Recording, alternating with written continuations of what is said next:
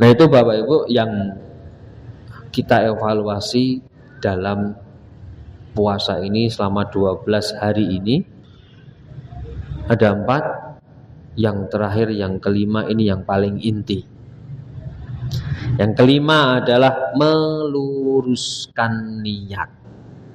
Dari kualitas ibadah, gitu, pengendalian diri, kemudian manajemen waktu, kedermawanan.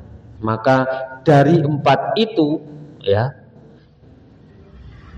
pokoknya di sini meluruskan niat. Dalam Quran surah Al-Bayyinah ayat 5, ini perintah ikhlas. Wa ma umiru illa liya'budullaha mukhlishina lahuddin hunafa'a. Padahal mereka tidak disuruh kecuali supaya menyembah Allah dengan memurnikan ketaatannya kepadanya dalam menjalankan agama yang lurus.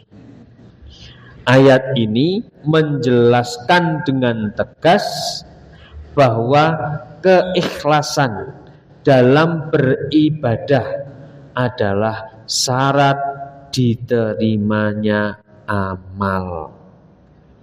Bismillahirrahmanirrahim. Assalamualaikum warahmatullahi wabarakatuh.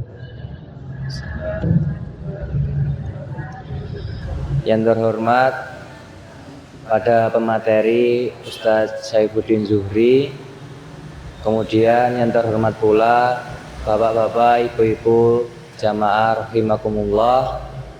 Alhamdulillahirabbil alamin.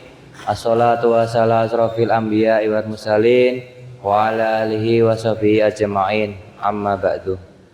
Pertama-tama marilah kita panjatkan puja dan puji syukur kita terhadap kehadirat Allah Subhanahu wa taala yang telah memberikan kita nikmat kesehatan sehingga kita dapat berkumpul di masjid ini dengan sehat walafiat. Kemudian tak lupa salawat serta salam kita haturkan kepada junjungan Nabiullah Muhammad Sallallahu Alaihi Wasallam yang telah membawa agama Islam dari zaman jahiliyah menuju Islamiyah. Saya perkenalkan sebelumnya, saya Zaidan Sodik selaku Master of Ceremony pada kegiatan tausiah pada pagi hari ini. Sebelum dimulainya acara, saya akan membacakan rangkaian kegiatan tausiah pagi hari ini. Acara yang pertama yakni pembukaan, acara yang kedua acara inti, acara yang ketiga sesi tanya jawab, kemudian acara keempat yakni pengumuman, acara yang kelima yakni penutupan. Marilah kita memasuki acara yang pertama dengan membaca basmalah secara bersama-sama. Bismillahirrahmanirrahim. Memasuki acara yang kedua yakni acara inti kepada Ustaz Saifuddin Zuhri. Di waktu dan tempat dipersilahkan. Assalamualaikum warahmatullahi wabarakatuh.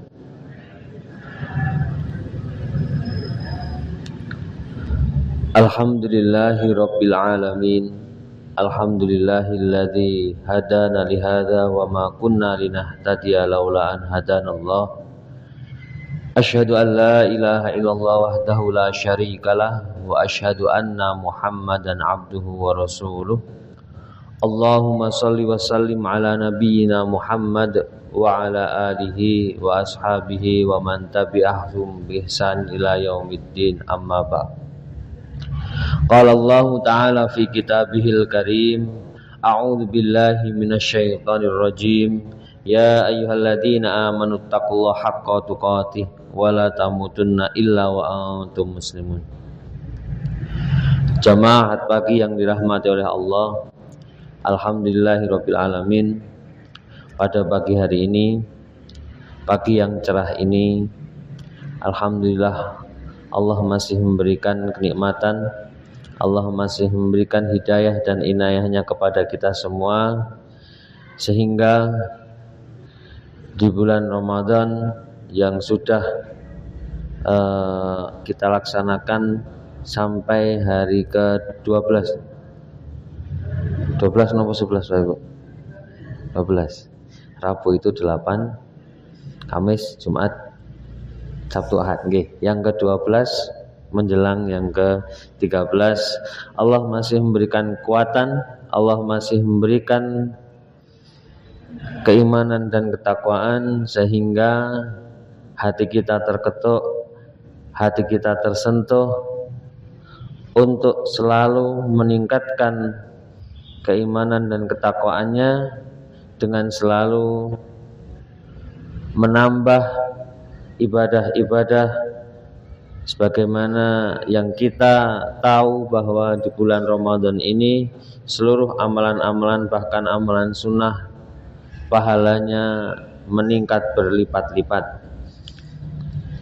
Dan semoga apa yang sudah kita laksanakan selama bulan Ramadan 12 hari ini menjadi catatan amal ibadah kita yang memang kita ikhlas, kita ridho apa yang kita lakukan ini semata-mata hanya karena Allah Subhanahu wa taala. Sehingga la'allakum tattaqun sebagaimana yang tercantum dalam Quran surah Al-Baqarah ayat 183 yang selalu viral sebelum Ramadan sampai Ramadan usai, kita bisa mendapatkannya. Salawat dan salam senantiasa kita haturkan kepada junjungan kita, suri tauladan kita, Rasulullah Muhammad sallallahu alaihi wasallam, serta keluarga, sahabat-sahabatnya, tabi'in, tabi'ut tabi'in, dan semoga kita juga termasuk umat beliau,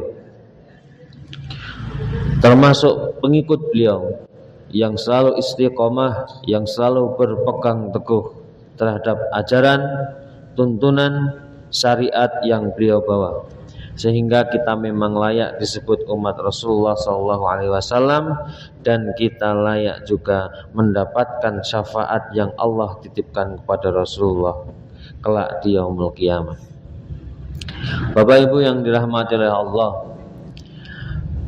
dalam kesempatan kali ini kita sudah tadi di awal saya sudah matur bahwa kita sudah yang puasa di hari yang ke-12. Selama 12 hari ini di bulan Ramadan ini, alangkah baiknya kita semua sebelum nanti berakhir atau di akhir-akhir Ramadan. Biasanya di akhir-akhir Ramadan itu cobaannya lebih berat. Maka di awal ini, setelah 10 hari ini, mari kita evaluasi diri kita. Kalau di akhir Ramadan, nah ini terutama mohon maaf ya ibu-ibu, biasanya ibu-ibu lebih sibuk untuk menyiapkan kembang meja yang ada di ruang tamu biasanya. Tapi kalau sekarang lebih ringkes, tidak seperti dahulu. Dahulu harus siap-siap mencari waktu kapan ke pasar atau kapan kemana, ke toko. Tapi kalau sekarang sudah tidak. Tinggal setelah ngaos dapat berapa, kok rasanya ngantuk langsung buka HP, gitu. Buka HP check out. Nah seperti itu. Tinggal nanti mau COD atau dibayar langsung. Nah itu juga sebuah cobaan ketika nanti di akhir bulan Ramadan. Bahkan bukan hanya itu, bahkan ini yang cobaannya yang berat memang ibu-ibu. Sebelum nanti setelah itu masih memikirkan baju, pakaian untuk anak dan istri, untuk anak dan suaminya. Kalau yang sudah punya cucu masih menyiapkan untuk THR cucunya. Pemikirannya sudah sampai situ. Nanti kalau bapak-bapaknya 10 hari terakhir sedang iktikaf, masih mengurus bapak-bapaknya yang sedang iktikaf. Sebagaimana ketika Rasulullah iktikaf diurus oleh istrinya. Bunda Aisyah. Bapak Ibu yang dirahmati oleh Allah, dalam kita mengevaluasi diri kita, ya, jadi bukan hanya untuk Bapak Ibu tapi diri kami pribadi, fokus yang paling utama adalah meninjau kualitas ibadah kita, intensitas tilawah kita, konsistensi sedekah kita, kemudian kemampuan dalam mengendalikan emosi dan lisan kita yang paling sulit.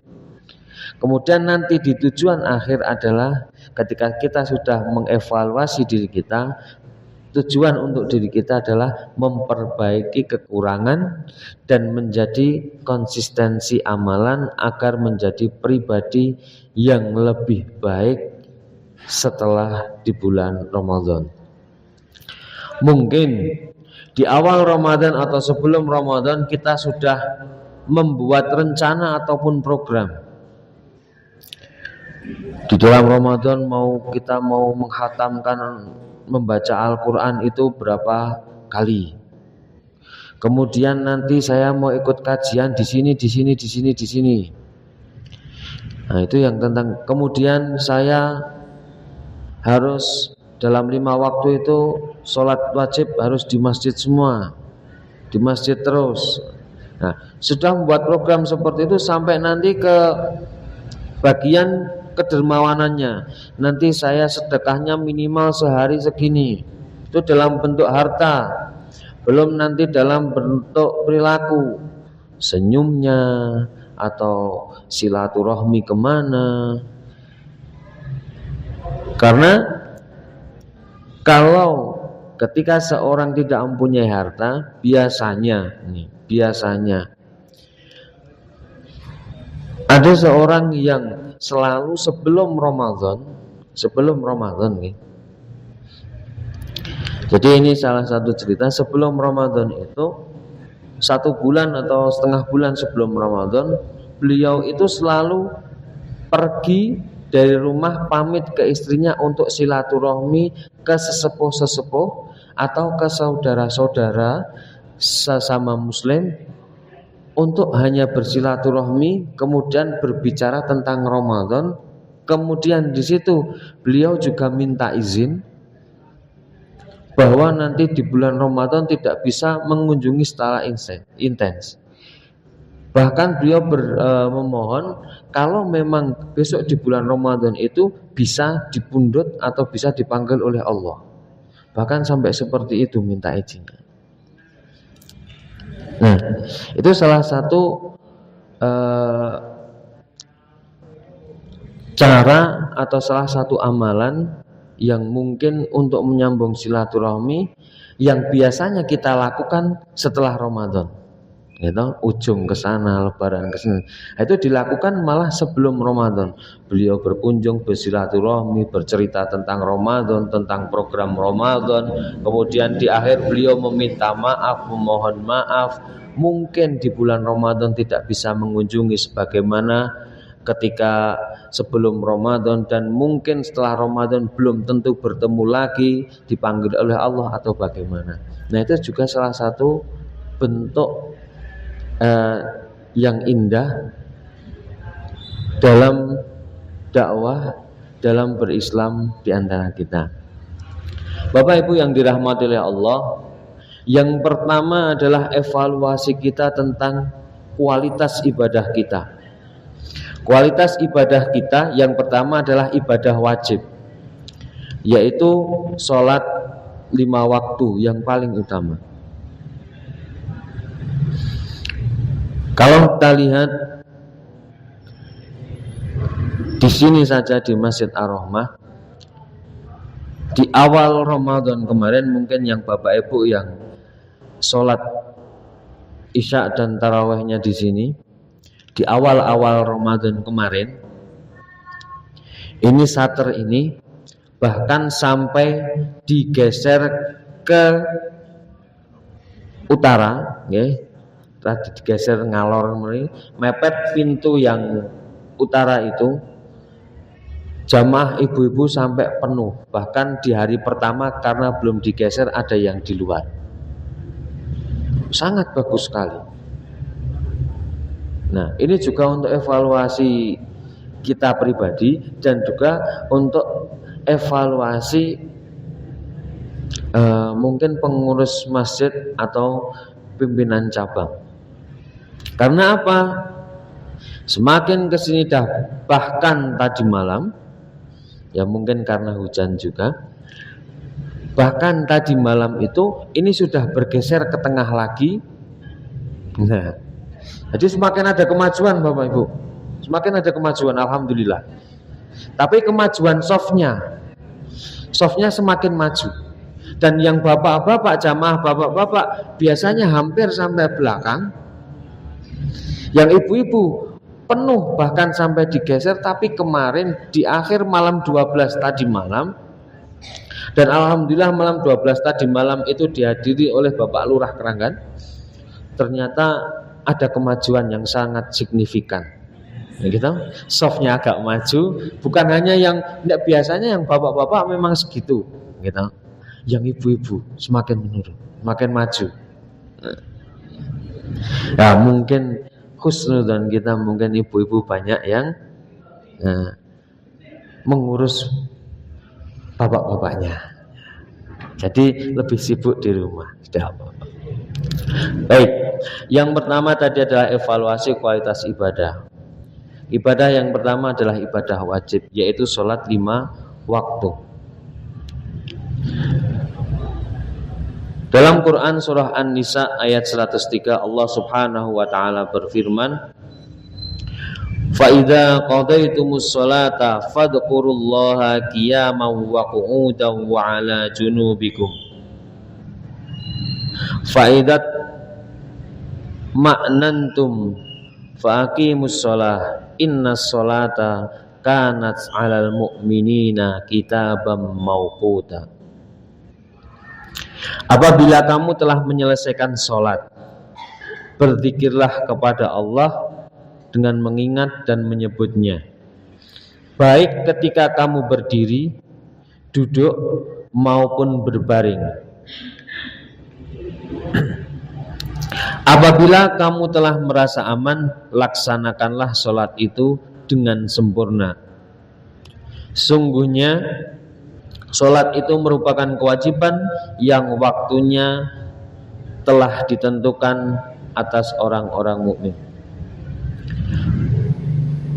Ayat ini menjelaskan bahwa kita sudah tahu kapan waktunya subuh, kapan berakhirnya waktu subuh, kapan waktunya zuhur, berakhirnya zuhur, asar, maghrib maupun isya. Sholat wajib itu adalah dilakukan ketika masuk, atau yang sangat wajib itu, wajibnya sholat fardu itu adalah kitabam mauquta, tepat waktu. Di awal waktu itu afdolnya, gitu. Kalau kita bicara tentang wajibnya, yaitu tepat waktu, kapan waktunya, nah kita tinggal lihat waktu jamnya. Nah,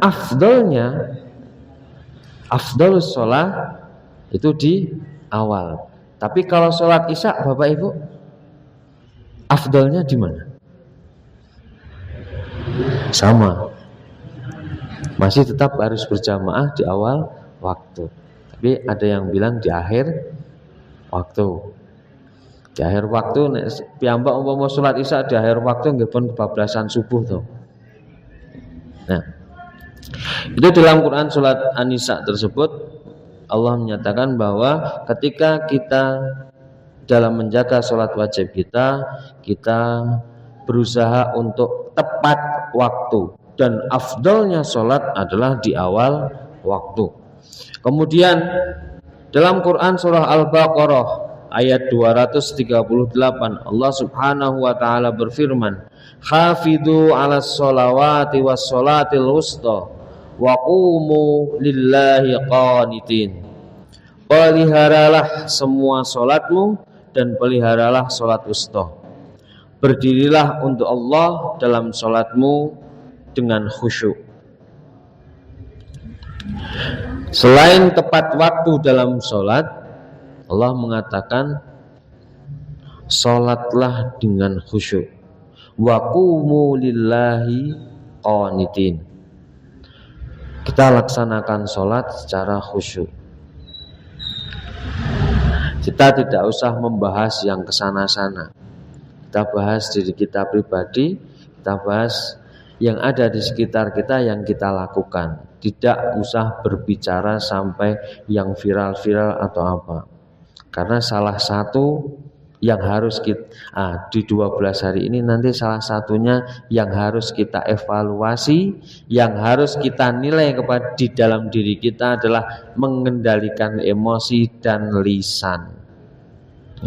Makanya di samping kita berpuasa menahan lapar dan dahaga, kenapa kok lisannya juga dijaga? Karena salah satu dosa terbesar yang bisa menghapus pahala puasa bukan tangan yang memukul, bukan kaki yang menendang, tapi hanya dengan mengucap sedikit menyakiti orang itu juga akan menjadi suatu hal yang bisa menghapus pahala puasa kita.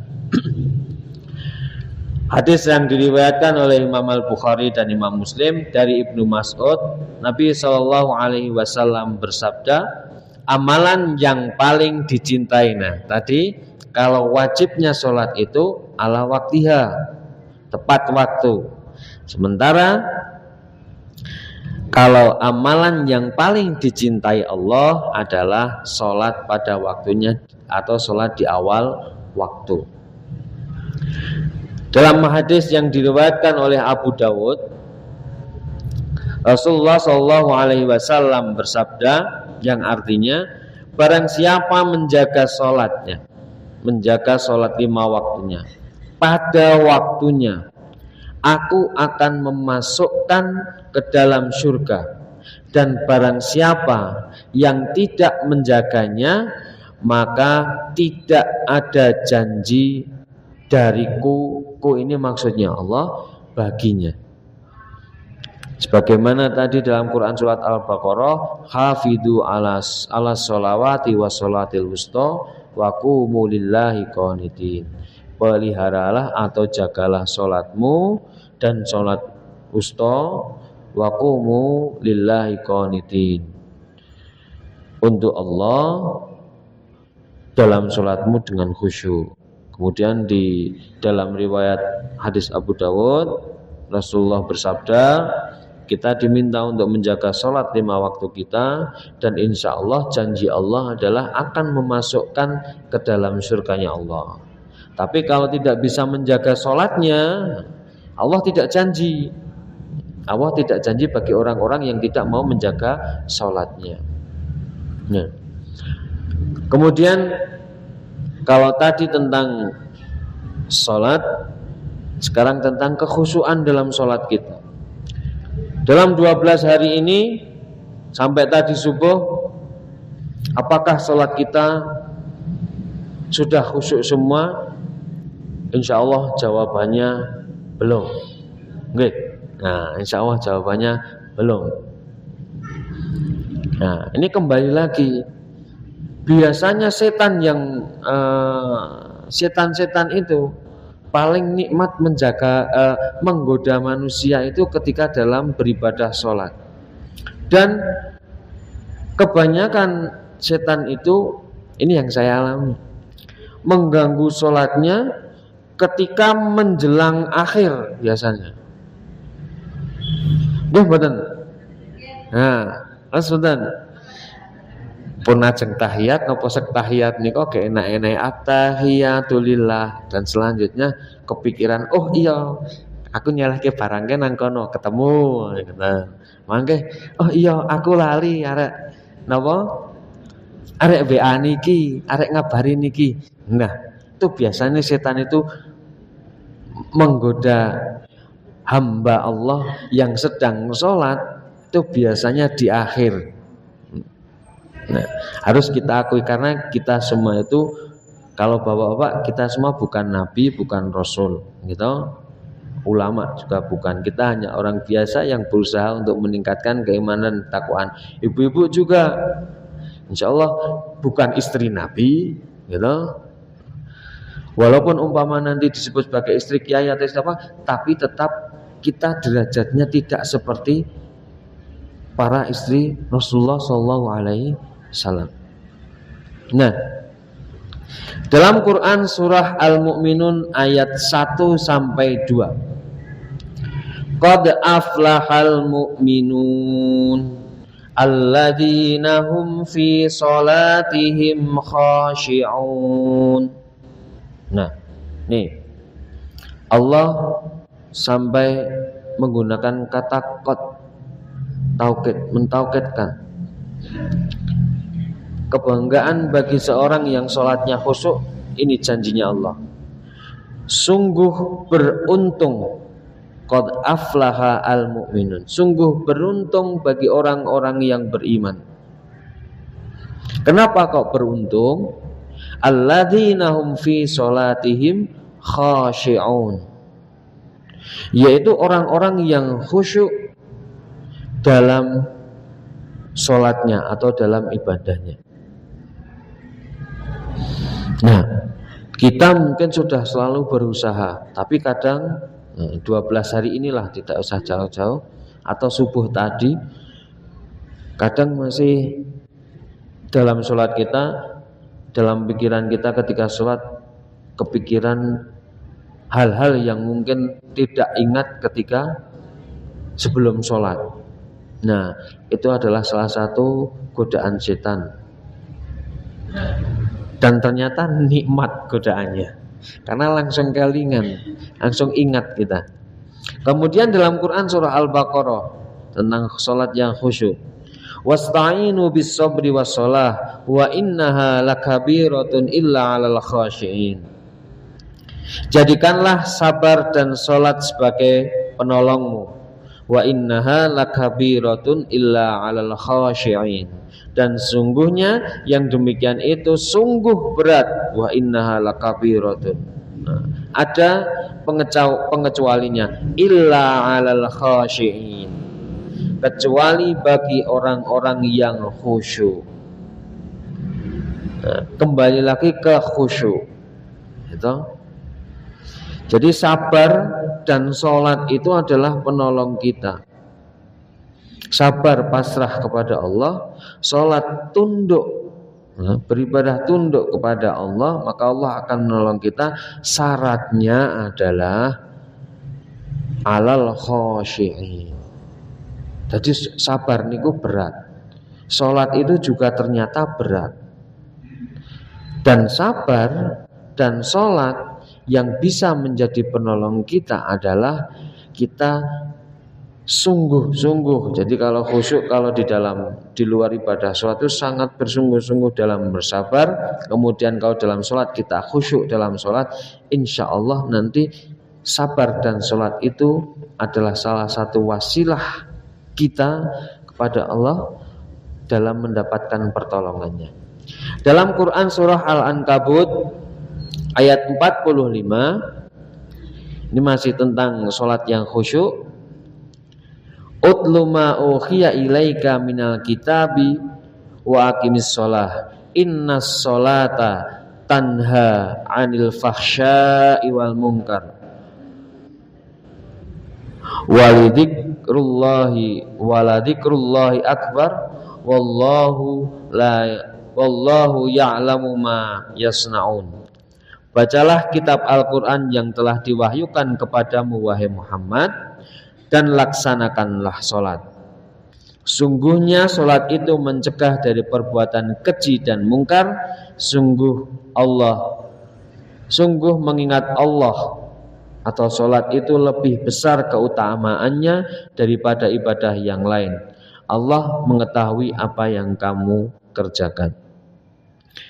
Jadi Bapak Ibu yang dirahmati Allah, dalam ayat ini yang biasanya gunakan oleh orang-orang yang tidak suka dengan Islam. Bacalah kitab Al-Quran yang telah diwahyukan kepadamu Muhammad. Nah, ini biasanya dipleset ke, lah kan sing dikon Nabi Muhammad toh. Nah, biasanya diplesetkan sama manusia-manusia yang tidak suka dengan Islam. Bukan hanya itu, nanti dipotong lagi, innas sholata tanha anil fahsya'i wal munkar. Sungguh salat itu mencegah dari perbuatan keji dan mungkar. Ha nika sing tok do salat nika tesih do korupsi, tesih do nyolong, tesih do nopo. Yang disalahkan itu bukan salatnya. Yang pertama tadi yang disalahkan Al-Qur'annya. Al-Qur'an itu kan diwahyukan hanya Allah, yang diwahyukan kepada Rasulullah, bukan kepada kita, kan gitu. Kemudian yang disuruh diperintahkan sholat itu juga Nabi Muhammad. Nah, ini pertanyaan-pertanyaan yang menjebak dari orang-orang yang tidak suka dengan Islam. Bahkan nanti kalau sudah bisa, istilahnya sudah bisa berdamai atau sudah bisa kuat bahwa memang Quran itu adalah kitab kita, kemudian kita sudah kuat dalam menjalankan sholat, nanti ditanya lagi. Kalau ditanya terus oleh orang yang tidak suka Islam itu adalah sholat itu kan mencegah hal yang mungkar dan keji. Tapi kenapa orang-orang yang masih sholat itu kok masih berbuat keji dan mungkar? Masih lagi kalau sudah benar disalahkan lagi sholatnya. Yang salah itu bukan sholatnya, tapi manusianya. Sudah benarkah cara dia sholat? Yang paling awal apa? Dalam dia berniat sholat itu, niat sholatnya karena Allah atau niat sholatnya karena apa? Karena sesuatu kah? Kalau karena sesuatu berarti apa? Karena kalau niatnya bukan karena Allah, insya Allah Allah akan memberikan sesuai dengan niatnya. Contoh yang sepele, anak sholat khusyuk, anak SD sholatnya khusyuk, ya, yang mungkin bapak ibu guru atau mungkin ustadz-ustadzah di pondok, ketika anak dalam sholat, nek mboten nenten ustate, nek mboten nenten bapak ibu gurune, mesti celelekan. Gitu. Nah, tapi itu anak, nggih. Jangan kita ini saya contohkan anak saja, yang tidak punya dosa ini. Tapi nanti kalau ada bapak ibu guru atau ustadznya, pasti sholatnya anteng, khusyuk, kepalanya tunduk, rada suwi, padahal pengennya cepat. Anak-anak itu sholatnya pengen cepat. Nah, jadi mohon maaf, ketika ada orang yang sholatnya bagus tapi masih melakukan hal-hal jahat, maka kalau saya pribadi bisa ibaratkan dia seperti anak yang belum balik, gitu. Belum balik kan, anak SD, anak TK itu bacaannya hafal tapi kepalanya kesana kemari, nanti kalau enggak pindah soft, gitu, lari kesana kemari. Nanti nak mboten yang saya alami, nek pun bosen krukue dicopot, pecine dicopot. Nah, nanti nek sudah ingat lagi sholat khusyuk lagi. Nah, jadi kita ibaratkan orang yang berarti bukan karena salah sholatnya, yang pertama adalah karena salah niatnya. Nah, Bapak Ibu yang dirahmati Allah, itu adalah berapa hadis, berapa dalil tentang agar kita semua dalam mengevaluasi ibadah kita, kualitas ibadah kita, terutama di 12 hari di dalam bulan Ramadan ini, sudahkah sholat kita itu baik, sudahkah tepat waktu atau bahkan di awal waktu. Kalau yang bapak-bapak, mas-mas, sudahkah tepat waktu di awal waktu berjamaah di masjid. Kemudian ketika dalam sholat kita, sudahkah kita berusaha berikhtiar diniatkan karena Allah dengan sholat secara khusyuk. Itu yang pertama. Yang kita evaluasi adalah kualitas ibadah kita. Yang pertama ibadah wajib, Yang kedua adalah ibadah sunnah, sama. Tentang sholat pun sama. Sholat wajib, sholat sunnah. Sholat wajib insya Allah kita tidak tergesa-gesa. Sholat sunnah, sholat tarawih cepat boleh, tapi tidak secepat kereta cepat, tidak secepat kilat. Kita mohon maaf, kita baca Fatihah itu minimal kalau tidak ditartil tekan seperti para syekh-syekh itu, minimal itu dalam 7 ayat itu sekitar 10 sampai 15 detik. Belum nanti kita baca yang lain, itu baru Fatihah.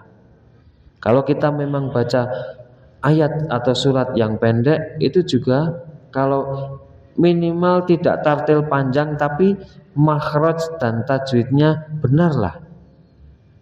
Tidak usah dilakukan yang aneh-aneh. Bisa cepat, syaratnya cepat yaitu bacaannya benar, bukan baru. Dan kalau sholatnya terlalu cepat, mohon maaf, nek bapak ibu yang sudah sepuh gitu, baru bangun, baru rukuk, sudah bangun tuh kita lihat sudah sujud. Apa enggak kasihan? Besok hari berikutnya sudah tidak bisa sujud.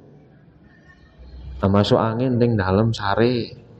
Gitu. Nah, dan kita harus tahu istilah sholat tarawih. Sholat tarawih itu adalah, tarawih itu berasal dari kata bahasa Arab yang artinya adalah istirahat. Dalam kata maksud istirahat itu bukan yuk kita berleha-leha, enggak. Maksud istirahat itu kita istirahat dari duniawi yang sudah dari pagi sampai sore kita melaksanakan hal-hal yang baik. Kita istirahat di situ, kita melaksanakan sholat dengan tenang. Dalam sholatnya seolah-olah kita bertemu dengan Allah, kita curhat dengan Allah, bukan curhat dengan HP. Maka HP-nya itu diletakkan. Kalau ada bapak-bapak yang bawa HP, mungkin disaku, ibu yang disaku. Kalau ada, mungkin insya Allah husnudonnya adalah beliau membawa HP itu di dalamnya ada aplikasi Quran. Sebelum sholat atau setelah sholat, sebelum untuk keterawihnya beliau baca Al-Quran. Bukan untuk membuka HP, foto, kemudian bilang gini, wah aku kayak terawih di masjid niki. Jadi kita evaluasi kualitas ibadah kita, terutama sholat wajib maupun sholat sunnah. Kemudian evaluasi yang kedua adalah memperbaiki akhlak dan pengendalian diri. Rasulullah SAW bersabda, qala Rasulullah SAW, laisa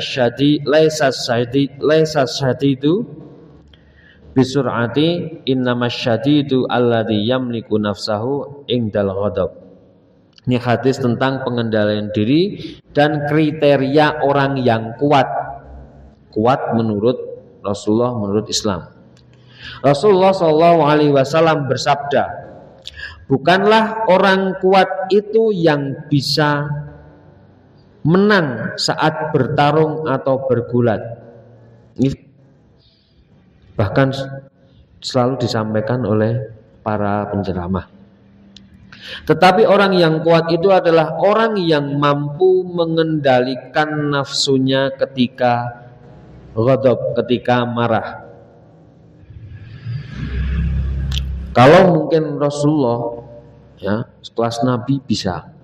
Kalau kita berusaha untuk bisa. Semua manusia pasti punya rasa marah, tapi kita berusaha untuk menahan, untuk mengendalikan nafsu kita tentang marah ini. Hadis ini diriwayatkan oleh Imam Al-Bukhari, Imam Muslim, dan Imam Ahmad. Kemudian yang kedua, hadis yang kedua, Ini masih tentang pengendalian diri dari amarah. An Abi Hurairah radhiyallahu anna Rasulullah sallallahu alaihi wasallam qala, hadis yang sama ini, laisas syadidu bisur'ati innamas syadidu alladhi yamliku nafsahu indal ghadab. Ini sama, hanya bedanya kalau tadi diriwayatkan oleh Imam Bukhari, Muslim dan Ahmad, ini yang meriwayatkan adalah muttafaqun alaih.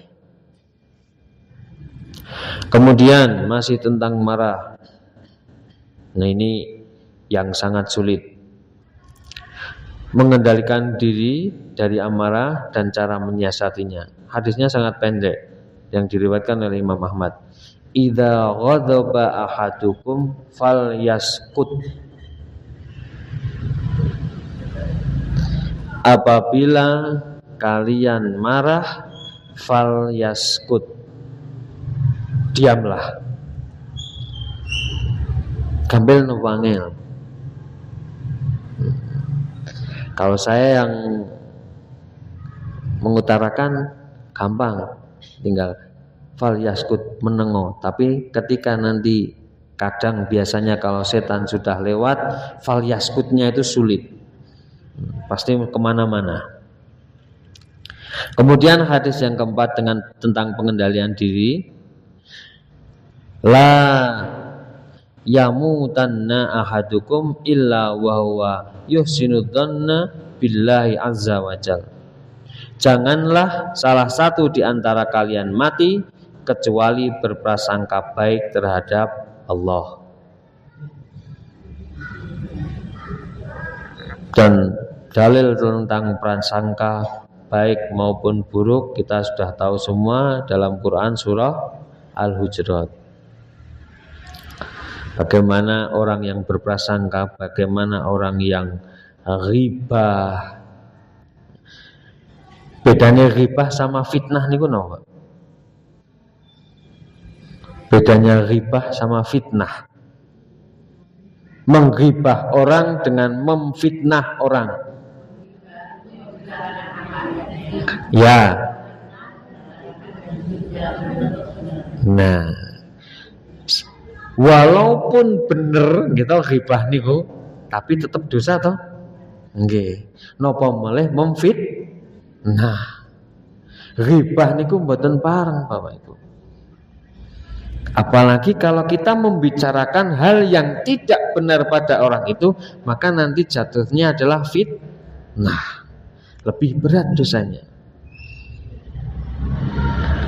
Napa malih kok di sini tentang nek ghibah Gusti Allah sudah pasti Gusti Allah bukan ghibah lagi, tapi kita membicarakan Gusti Allah itu tentang Al-Quran, dalam Al-Quran bagaimana baik buruknya untuk kita.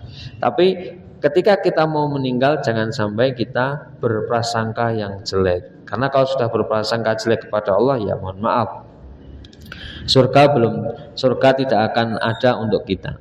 Kemudian hadis yang kelima tentang pengendalian diri, ini berhubungan dengan puasa, yang artinya wahai golongan pemuda. Nah, ini golongan pemuda, barang siapa di antara kamu mampu menikah, hendaklah dia menikah. Yang demikian itu amat menundukkan pandangan dan sangat memelihara kehormatan. Tetapi barang siapa tidak mampu, maka hendaklah dia berpuasa, karena puasa itu menahan nafsu baginya. Nah, ini bagi pemuda maupun pemudi yang sudah selesai sekolah, yang memang sudah istilahnya dianggap sudah layak untuk menikah. Kalau memang mampu langsung nikah.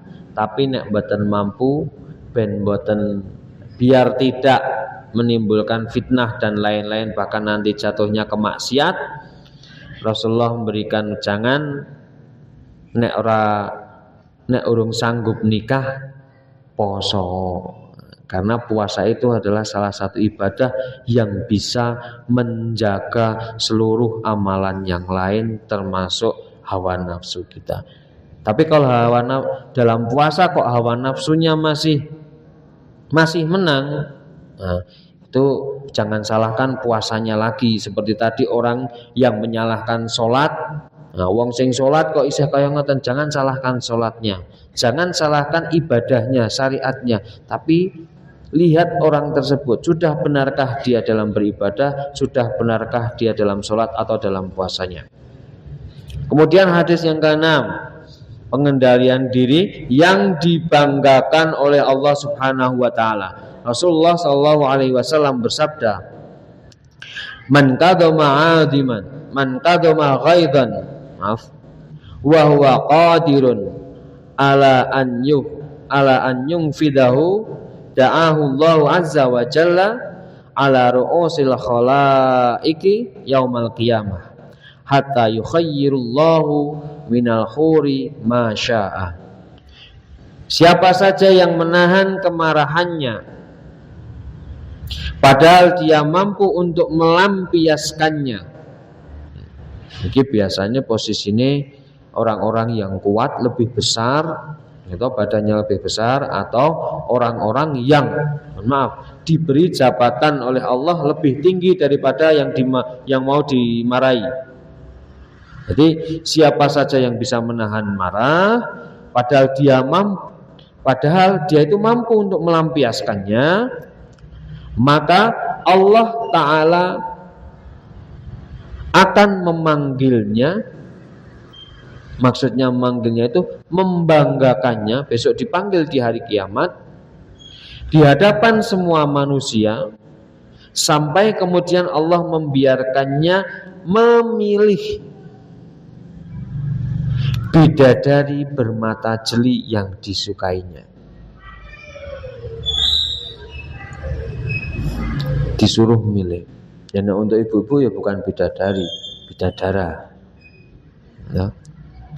Jadi kalau kita merasa yang lebih kuat, atau Bapak Ibu semua termasuk kita semua merasa jabatannya lebih tinggi, kalau kita dalam keadaan marah dengan orang yang lebih rendah, yang dianggap lebih rendah dengan kita, nah kalau kita pengen besok dapat pahala ini dibanggakan langsung oleh Allah di akhirat, maka tahanlah amarahmu.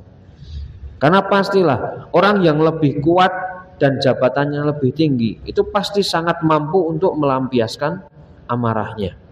Tapi kalau dia mampu menahannya, maka pahalanya sangat tinggi.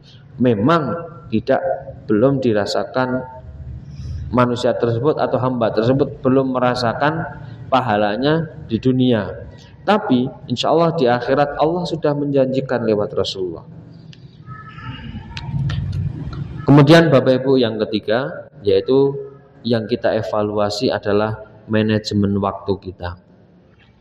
Karena seharusnya, nah ini kalau saya bercerita dengan anak-anak di sekolah, di SD, kalau sebelum puasa,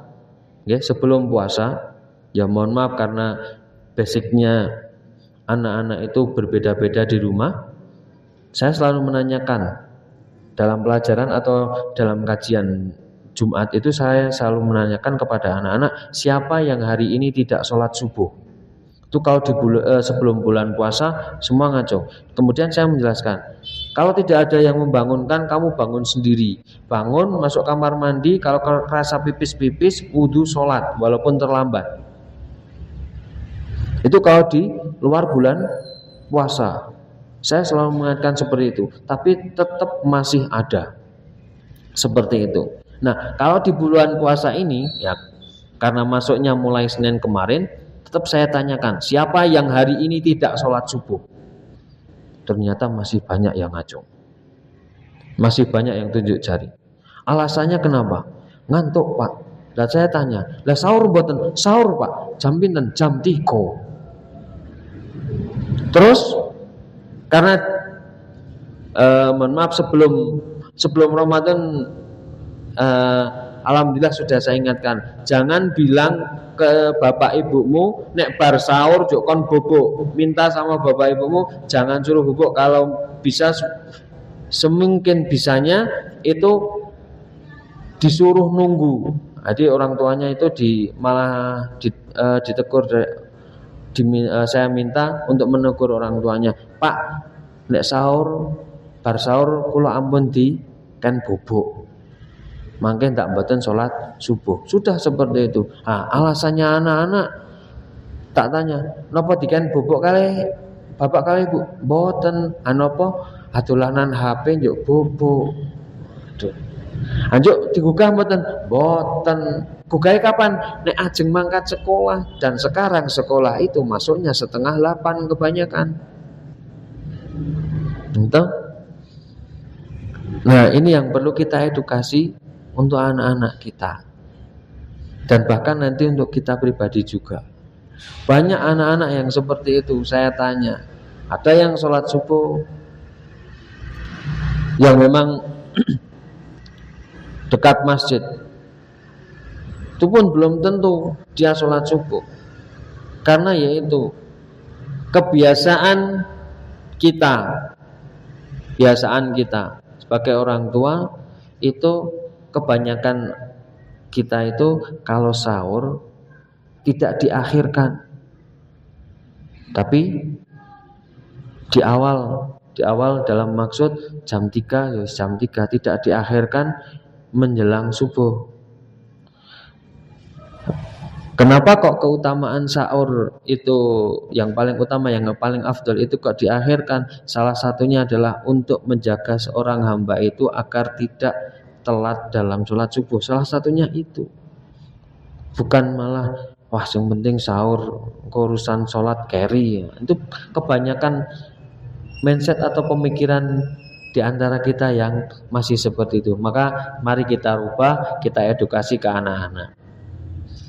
Kalau mungkin bapak ibu guru yang di sekolah, bapak ibu guru kalau yang di pondok insya Allah bisa langsung bangunkan. Tapi kalau yang di sekolah-sekolah, entah itu negeri maupun swasta yang tidak boarding, tidak pondok pesantren, kan hanya bisa mengingatkan ketika dalam sekolah.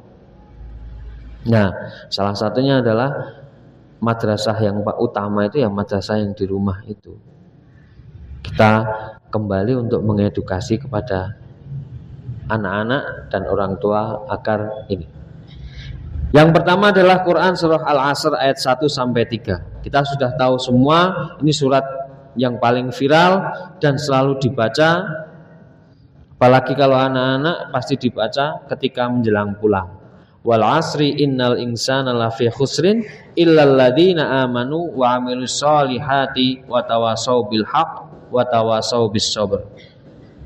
Tentang waktu, dan manusia akan rugi karena waktu itu, karena hal waktu tersebut bisa tidak rugi kecuali illal ladzina amanu wa amilus solihat, kecuali orang yang beriman. Bukan hanya beriman saja, wa amilus solihat, beramal soleh. Bukan hanya beramal soleh saja, wa tawasau bil haq wa tawasau bis sabr. Karena banyak umat yang mengaku beriman, termasuk diri kami pribadi, yang masih kadang keluar malasnya dan dalam manajemen waktunya tidak disiplin. Itu masih, itu saya. Kemudian dalam Quran surah Al-Hasyr, ini surat viral juga, ayat yang viral yang biasa dibacakan oleh para imam, tentang perencanaan masa depan. Nah, jadi kalau tadi pentingnya memanfaatkan waktu dalam Quran surah Al-Asr ayat 1-3, ini tentang perencanaan masa depan. Ya ayyuhalladzina amanu ittaqullah, hai orang-orang yang mengaku dirinya beriman, ittaqullah, bertakwalah kepada Allah, wal tangdur nafsum ma qaddamat lighad, dan hendaklah setiap orang memperhatikan apa yang telah diperbuatnya untuk hari esok.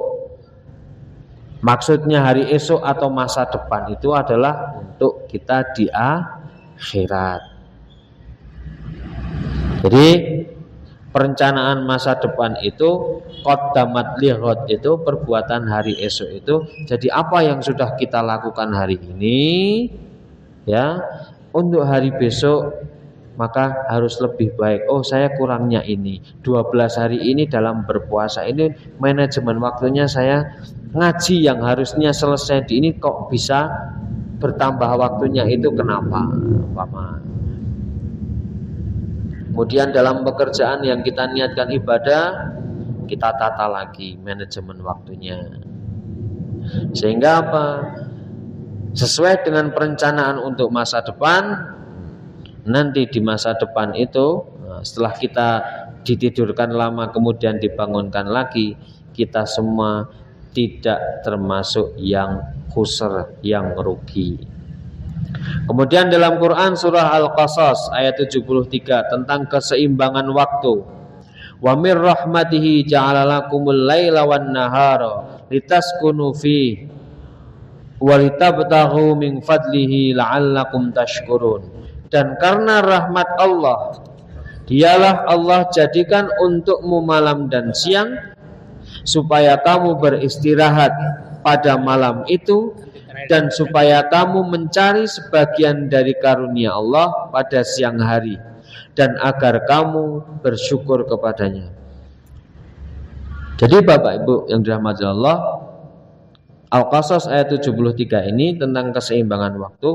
Allah membagi siang dan malam. Dan di sini Allah juga menegaskan bahwa kita itu diperbolehkan mencari sebagian karunia Allah di siang hari. Untuk apa gunanya mencari anugerah Allah? Gunanya adalah agar kamu la'allakum tashkurun, agar kamu semua bersyukur kepada Allah. Dan jadi mencari harta, mencari kebutuhan untuk keluarga, itu tujuannya adalah bukan lain la'allakum tashkurun, bukan supaya kita kaya dibanggakan oleh orang-orang, bukan supaya kita kaya, kita jabatannya tinggi kemudian disegani orang, tapi apa? La'allakum tashkurun, supaya kita menjadi manusia yang selalu bersyukur kepada Allah Subhanahu wa ta'ala. Kemudian tentang manajemen waktu yang menggambarkan kedisiplinan dan produktivitas. Quran surah Al-Insyirah ayat 7. Sangat hafal ini. Fa'idha faragh tafansab. Maka apabila engkau telah selesai dari suatu urusan, tetaplah bekerja keras untuk urusan yang lain. Jadi apalagi dalam beribadah, jangan sampai kita puas dalam hal aku pun ngeten. Yang merasa amalannya, sholatnya sudah khusyuk, sudah banyak, ditambah kedermawanannya kayaknya paling banyak. Nah, itu kalau dalam ayat ini fa'idha faragh tafansab, jangan merasa kita sudah selesai. Tapi apa? Tetaplah selalu berusaha untuk urusan yang lain yang lebih besar, bahkan lebih baik lagi. Nah, ini tentang manajemen waktu yang harusnya ketika di bulan Ramadan itu manajemen waktunya sangat tertata, karena pasti ingin melakukan, kalau sholat saja ingin dilakukan di awal waktu, gitu. Kemudian kalau pekerjaan saja, kalau sudah seperti ini, yang namanya puasa itu karena menjaga seluruh ibadah, pasti tidak ingin mau bekerja pun yang kita niatkan untuk ibadah, kita tidak ingin berangkat terlambat, pulangnya lebih awal. Ini sudah bagus, berangkatnya pun mboten telat, pulangnya sesuai jadwal. Nah, Nah, ada yang berangkatnya telat, pulangnya lebih awal. Nah, itu harus dipertanyakan. Nopo ngeten, berangkatnya sudah bagus di awal, pulangnya juga sesuai jadwal, tapi di dalam pekerjaannya dia tidak bisa memanage pekerjaannya. Biasanya ini saya barambung mulang mangke teng musola sholat duha yang mboten ngaji rampung niku leh-leh ya. Padahal itu masih waktu dalam bekerja. Maka itu yang harus kita rubah seperti itu. Sampai menunggu nanti kalau hari Senin sampai Kamis itu pulangnya 1:30, sampai ditunggu 1:30 kita beriktikaf di musola. Yang benar ada yang iktikaf kadang saya iktikaf di aula sekolah. Paham nggih? Iktikaf niku yang saya utarakan itu apa? Nggih. Jadi nek mboten selesai bekerja tindak teng maron gitu, mapan kalih teturon. Nah, itu yang harus kita rubah. Kalau kita memang ingin Ramadan ini Ramadan yang berkah untuk kita. Kemudian yang harus kita evaluasi lagi dalam diri kita adalah ini untuk semuanya, yaitu tentang kedermawanan sosial atau tentang sedekah kita. Dalam Quran surah Al-Baqarah ayat 61, karena waktunya sudah hampir habis, saya bacakan artinya. Ini tentang perumpamaan sedekah. Al-Baqarah ayat 261. Perumpamaan orang-orang yang menginfakkan hartanya di jalan Allah adalah seperti sebutir biji yang menumbuhkan 7 butir. Pada setiap butir terdapat 100 biji. Allah akan melipat gandakan bagi siapa yang Dia kehendaki. Ini sesuai kalau di bulan Ramadan. Ibadah-ibadah yang sunnah aja itu sudah Allah lipatkan berapa Bapak Ibu? Berapa sampai berapa? Nah, terakhir sampai 700 kali lipat kan? Nah, tuh di Al-Baqarah ini juga ini bahkan tidak menjelaskan tentang di bulan Ramadan. Kalau orang yang sedekah itu satu saja itu bisa menumbuhkan 7 butir. Nah, nanti di setiap 7 butir itu terdapat 100 biji. 1 tanam, tumbuh 7. Nah, dalam yang 7 tadi itu setiap butirnya 100 biji. Allah melipat gandakannya seperti itu ketika kita bersedekah. Kemudian dalam Quran surah Al-Hasyr ayat 9, ini tentang mengutamakan orang lain atau itsar.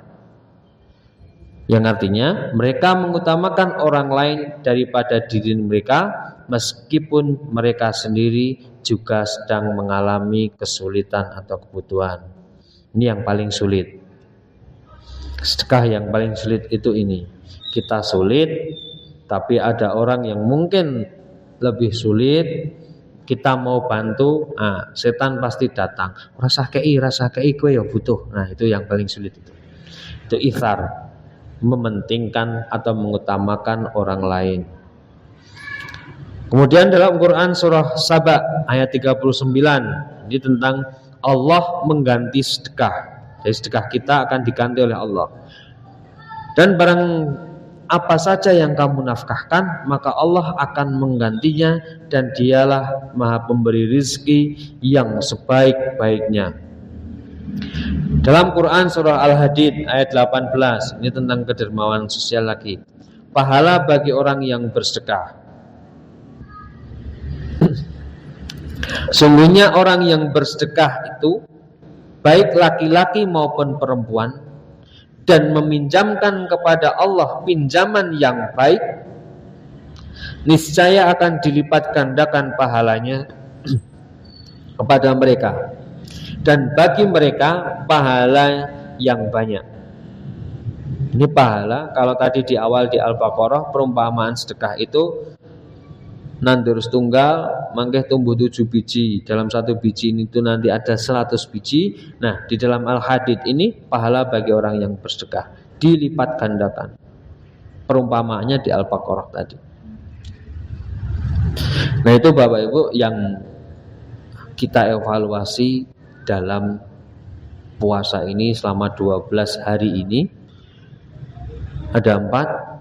Yang terakhir, yang kelima ini yang paling inti. Yang kelima adalah meluruskan niat dari kualitas ibadah, gitu, pengendalian diri, kemudian manajemen waktu, kedermawanan. Maka dari 4 itu, ya, pokoknya di sini meluruskan niat. Dalam Quran surah Al-Bayyinah ayat 5, ini perintah ikhlas.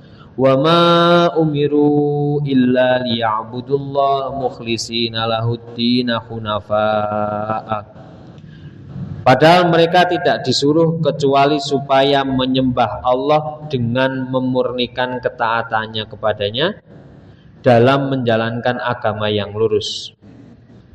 Ayat ini menjelaskan dengan tegas bahwa keikhlasan dalam beribadah adalah syarat diterimanya amal. Jadi tadi di awal tentang kualitas ibadah, maka yang disalahkan kalau masih berbuat keji dan mungkar bukan ibadahnya, tapi niat orangnya. Dalam pengendalian diri, kayaknya dilihat dari wajahnya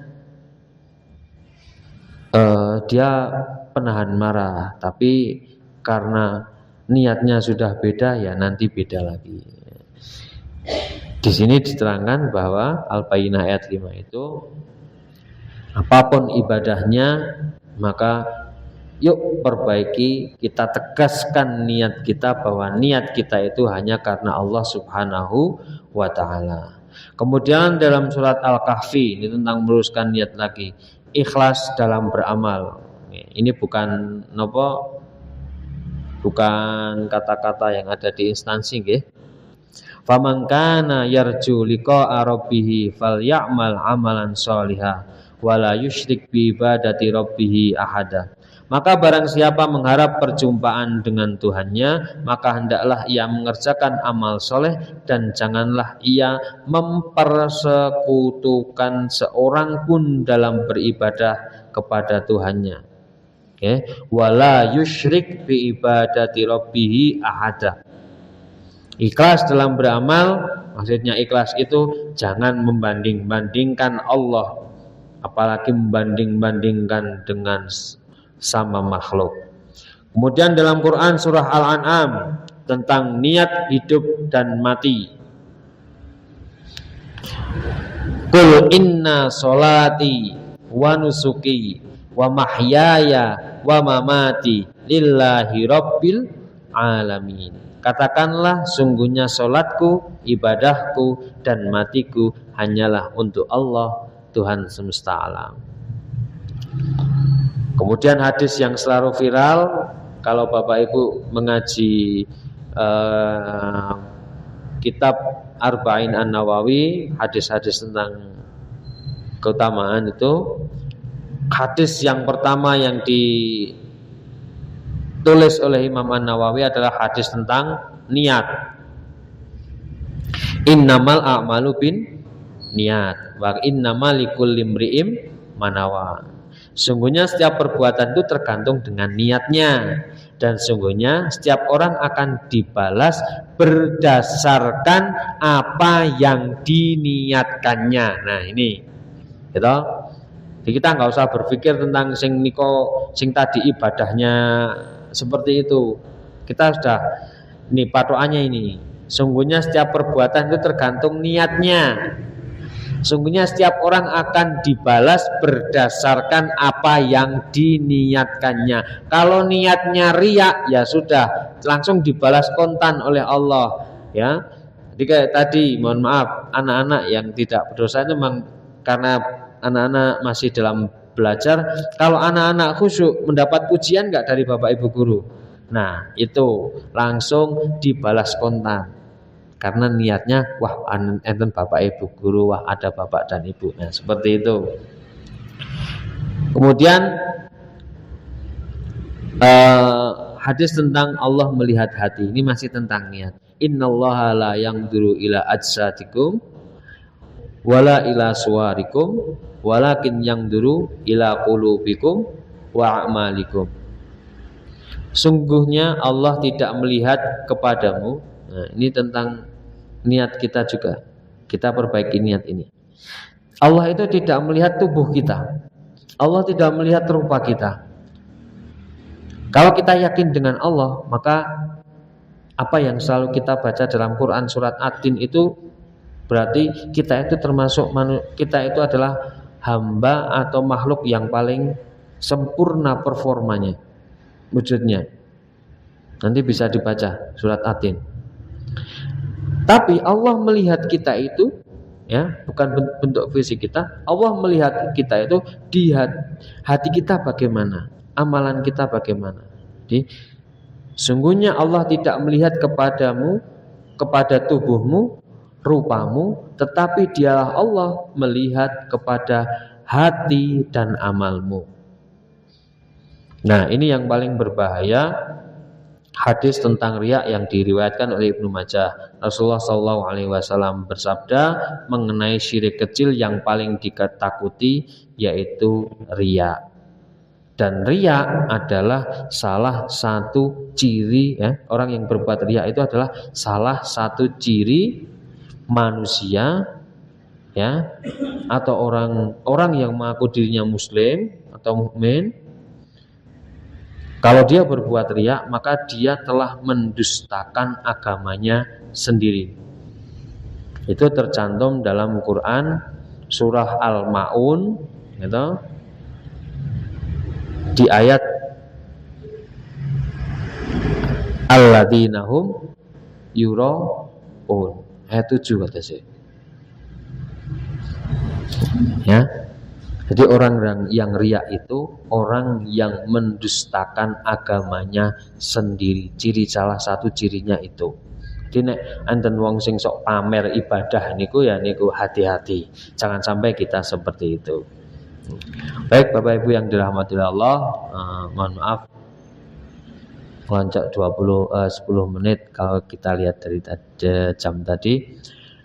Ini adalah beberapa hal yang harus kita evaluasi, ya, untuk kita pribadi, untuk saya pribadi, untuk Bapak Ibu selama 12 hari ini.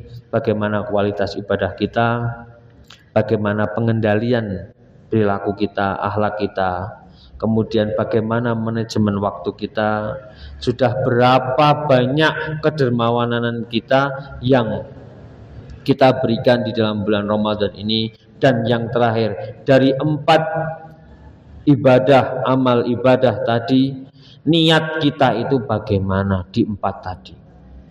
Kalau niatnya sudah karena Allah, insya Allah 4 itu tinggal kita tingkatkan kualitasnya. Itu saja yang dapat saya sampaikan, kurang lebihnya mohon maaf. Wallahul muwaffiq ila aqwamit thoriq. Fastabiqul khairat. Assalamualaikum warahmatullahi wabarakatuh. Terima kasih kepada Ustaz Saifuddin Zuri yang telah menyampaikan materinya. Semoga materi yang disampaikan dapat bermanfaat kepada kita semua. Amin. Kemudian memasuki acara selanjutnya yakni sesi tanya jawab. Mungkin Bapak Ibu atau ada yang mau bertanya. Oh, ada. Nggih, monggo.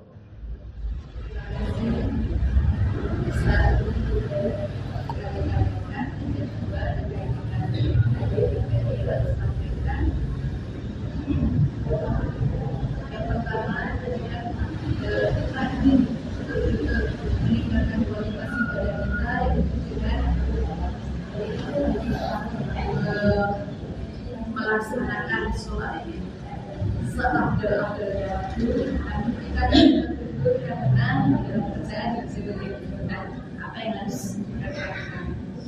kedua, indikator dari kekhusyuan. Nah, indikator kekhusyuan dan bagaimana kita terkadang kekhusyuan. Ini pertanyaan yang sama yang selalu saya alami pribadi. Yang pertama tentang kita berusaha untuk dalam sholat kita biar sudah dapat wajibnya, tapi kita ingin yang afdal, yang lebih utama, yaitu di awal waktu. Bapak Ibu yang dirahmati Allah, sholat yang dianjurkan atau yang diperintahkan oleh Allah itu adalah tepat waktu yang pertama. Tepat waktu, bukan menunda-nunda sholat.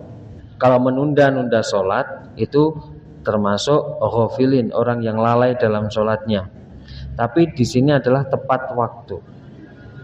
Kalau kita sudah tepat waktu, maka karena dalam pekerjaan pun, mohon maaf, kita dalam pekerjaan kalau kita memang niatkan karena Allah, sudah ada jamnya masing-masing. Dan insya Allah di jam itu tidak mungkin atasan kita, alhamdulillah karena kita di negara yang mayoritas muslim, tidak mungkin di negara kita itu membuat peraturan jam sholat itu, terutama zuhur dipepet ke teng asar, tidak mungkin.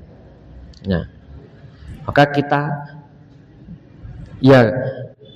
kalau masih, mohon maaf, kita masih mengajar di jam-jam, karena mungkin zuhur kalau sekarang jam 12 kurang 5 menit, kan kita tidak mungkin jam 12 kurang 5 menit harus sholat, ya kan? Masih ada adzan. Wong di masjid ini saja masih ada waktu jeda 10 menit untuk qomat, gitu. Jadi ya bismillah kita niatkan. Kalau kita ingin mendaftarkan afdal atau keutamaannya, insya Allah itu masih di awal waktu. Karena kita juga sudah mendapatkan, kita niatkanlah.